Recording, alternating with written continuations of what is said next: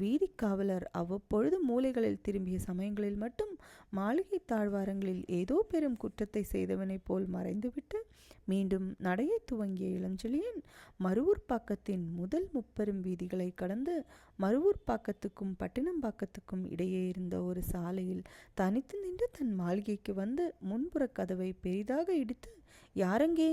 கதவை திற" என்று இரைந்து குரலும் கொடுத்தான்.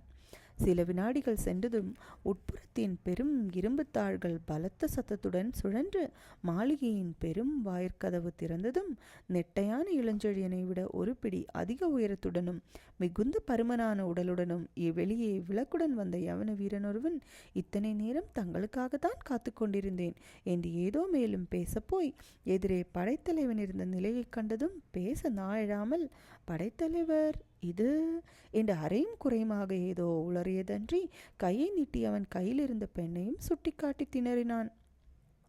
யவன வீரன் கையில் பிடித்திருந்த விளக்கிலிருந்தே அவன் முகத்தில் ஏற்பட்ட குழப்பத்தையும் குழப்பத்தினால் சொற்களில் ஏற்பட்ட குளறலையும் நீட்டிய அவன் பெரும் கை நடுங்கியதையும் கண்ட இளஞ்செழியன், "சரி சரி, வழியை விடு" என்று அவனுடன் மேற்கொண்டு ஏதும் பேசாமல் யவன வீரனை தன் தோளால் இடித்து ஒரு புறமாக தள்ளிவிட்டு கையில் இருந்த கட்டழகியுடன் மாளிகைக்குள் புகுந்தான். அந்த யவன வீரனும் மீண்டும் மாளிகை கதவை தாளிட்டுவிட்டு இளஞ்செழியனை பின்தொடர்ந்து சென்று மாடிப்படிகளில் ஏறி அங்கிருந்த தலைவன் அறைக்குள் நுழைந்தான்.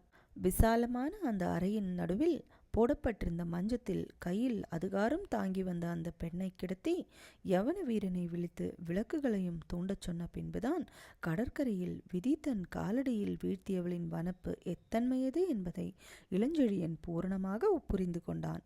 மஞ்சத்தில் கிடத்திவிட்ட அந்த நேரத்திலும் மூர்ச்சை முழுதும் தெளியாமல் இருந்தாலும் இளஞ்செழியன் கடற்கரையிலிருந்து அவளை தூக்கி வந்தபோது ஏற்பட்ட அசக்கலில் அவள் குடித்திருந்த கொஞ்ச நீரும் வாய் வழியாக வெளிவந்து விட்டதால் அவள் ஓரளவு சுரணை வரப்பெற்று பஞ்சனையில் மெல்ல அப்புறமும் இப்புறமும் அசைந்தாள்.